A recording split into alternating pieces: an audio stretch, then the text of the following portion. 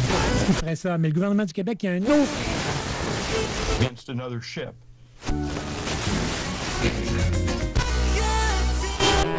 CKRL. Cultive tes goûts.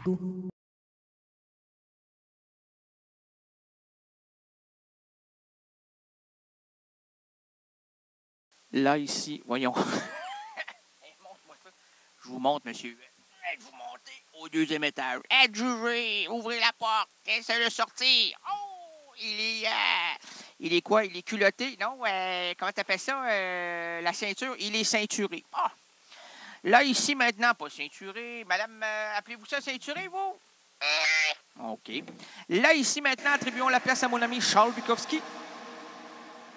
Ouvrons-lui un petit coin de bar. Laissons-le nous suggérer une improvisation à partir de la première phase d'une de ses nouvelles, extrait de son recueil Contes et nouvelles. Bref, cessons les traductions. Hey, on a un son de canne. Ben oui. On s'est fait enfermer. On a voulu chercher la bébite et on l'a trouvée. Ben oui. Il y a quelques jours, je disais à René, on dirait que le sirop d'érable n'est plus ce qu'il était. Mon René, aussi intrigué par ma question, me dit « Peut-être que c'est vrai. » Alors donc, nous avons gambadé, nous nous sommes précipités dans la forêt, nous avons gambadé sur les sentiers étranges, puisqu'il n'y avait aucune, il n'y en avait pas, même pas une petite, mais il y en avait, en dehors de tout ça, des belles. Là. Ah, ça nous attendait. Des quoi, elles étaient là. Elles étaient là. Et donc, on gambadait là-dedans, là, à travers les arbres, les érables, les arbres érables, les érables. Ils étaient très heureux de nous voir. Ils nous serraient la feuille. Et nous autres, on dansait, on prenait le tronc, là, dansons, tronc contre tronc. On dansait, c'était la grosse fête. Là. Et on a voulu vérifier, monsieur, si les érables coulaient autant. Puis surtout, le goût de l'érable, le sirop d'érable. Il y en a qui font du sirop en 2 heures. Mais plus c'est bien. C'est comme le vin, madame. Oui, madame. Vous connaissez ça, le vin, hein? Oui, regardez-moi ça. Le bon vin rouge. Débouché. On aime ça, hein? Entre amis, avec votre mari, vos enfants, vos amants. Vous en avez des 3-4 amants. Ouais, ça débouche. Allez, ouais, un amant. On débouche un autre. Alors, on voulait vérifier, excusez-moi, on va revenir dans les arbres. L'arbre est dans ses feuilles. Malinondon. On a voulu. Comme j'ai dit depuis 2h30. Là, ça fait même pas 2h30 que l'émission. Arrête-toi, là. Compte pas là-dessus parce que moi, j'ai pas de calculatrice, là. Écoute-moi, là. Là-bas dans le noir. Laisse-moi te regarder. Mais c'était le temps d'évaluer le sirop d'érable. Celui qui a pris 2 heures à infuser et l'autre qui a pris 12 heures à nous parvenir jusqu'aux lèvres. Et laissez-moi vous dire que ça n'a pas été très, très difficile. C'est pour ça qu'on est, actuellement, vous nous entendez dans un, comment tu appelles ça, un bassin? Ben non, c'est pas un bassin. Mon jour bassin, toi.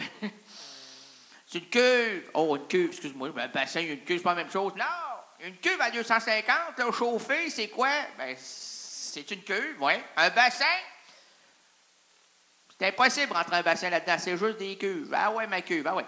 Et on a goûté à ça. 12 heures et 2 heures. Différence de 10 heures dans la papille. Ah, mon Dieu. La papille tripote. Elle gabote, elle jupote, elle papote. Tandis qu'à 2 heures, on dirait qu'elle est plus molle. Elle est lente, elle a de la misère à s'orienter, ça dégouline de partout. Ça ne veut pas rentrer dans la bouche. Hein? C'est moins évident, tandis que 12 heures. Hein? Ça s'est préparé, ça s'est bécoté, ça s'est raffiné, ça s'est enjolivé. Puis là, ça t'arrive en bouche. C'est une explosion. C'est 250 millions de papilles qui te disent merci. Là. OK, on va venir avec des... L'écho. Elle est comme ça. OK. Bon. Là, ici, maintenant, attribuons, là, on l'a dit. Alors, bref, cessons l'introduction et entrons dans l'antre de l'oncle Buck. On va lâcher les papilles, là. On a mis la fille et la file ici. File ici. Aussi. Quand une barrière nous gênait, tout le monde la sautait. File ici. Aussi. Ça criait des ordres forts, ça criait encore. File ici. Aussi. Les chevaux gisaient par terre, couchés sur le dos, les jambes en l'air. Félicie aussi. Le titre, non, on y va avec la première phrase. C'est Louis était. Ça, c'est une blague de Patrick Sébastien. À l'époque où il faisait de Colombo, puis Bourville. C'était, oui. Louis était au raid. Il était au raid, tellement raid qu'on l'a oui, on lui a dit déraide-toi, mon enfant. Alors, Louis était au Red Pacock et il avait la gueule de bois. Et après 3 jours, à un moment donné, la gueule se désemboîte. Là. Elle redevient approximativement normale. OK, oui, j'avais oublié la 3e tangente. Là. Il y avait trop de mots là-dessus. Là. C'est le lecteur des nouvelles qui m'a envoyé des informations trop rapidement. Là. Je ne sais pas lire dans la rapidité, moi. Moi, je suis un panda. Je suis pendu dans l'imaginaire. Faut que ça relaxe. Faut voir les nuages. Je suis... Comment il s'appelait? Dans l'infini. Pas l'infini, les grands espaces.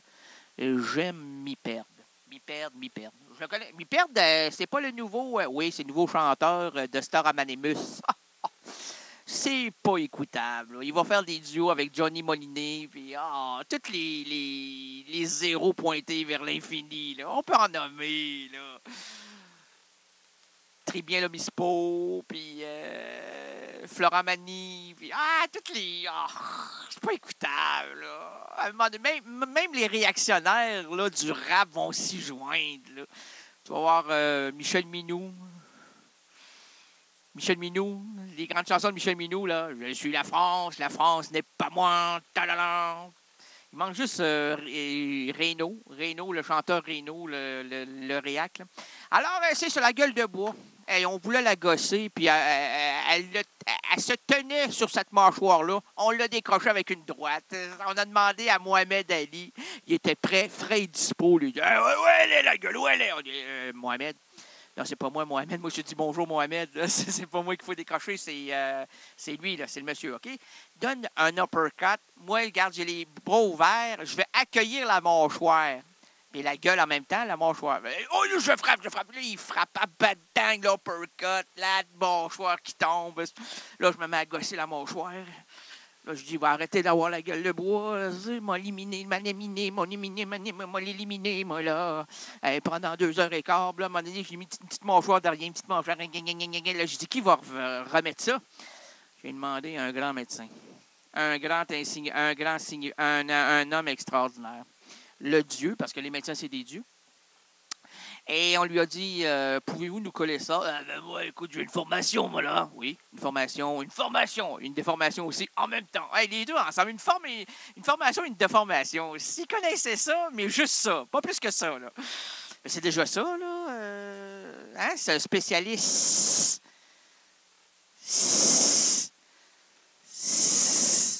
Un vrai serpent, là. Arrête de... Mords-moi pas, toi, là, un spécialiste. OK. Concentre-toi sur la mâchoire, là. OK? Colle-moi ça. Là, il ne voulait pas coller. Il dit, on va remodeler. J'ai pas gossé ça pour rien, là. Tu remodelleras pas. Avec la mâchoire que j'ai gossée, il m'a dit qu'il pouvait remodeler. Ben, ouais, remodèle, recolle, replace, là. Puis, c'était beaucoup plus mieux. C'était mieux. Comment tu voulais dire beaucoup mieux? Non, je suis bucolique. Ce soir, je suis bucolique. Puisque la mâchoire ne veut pas tenir. Elle tombait régulièrement. Là. À chaque fois qu'il disait « Piou! » Il se la ramassait, il se la replaçait. Un peu comme une bande dessinée. Brum, brum, brum, brum. C'était accordéon. Là. Accordé donc. Les mâchoires qui vont vers les horizons. CKRL, cultive tes goûts.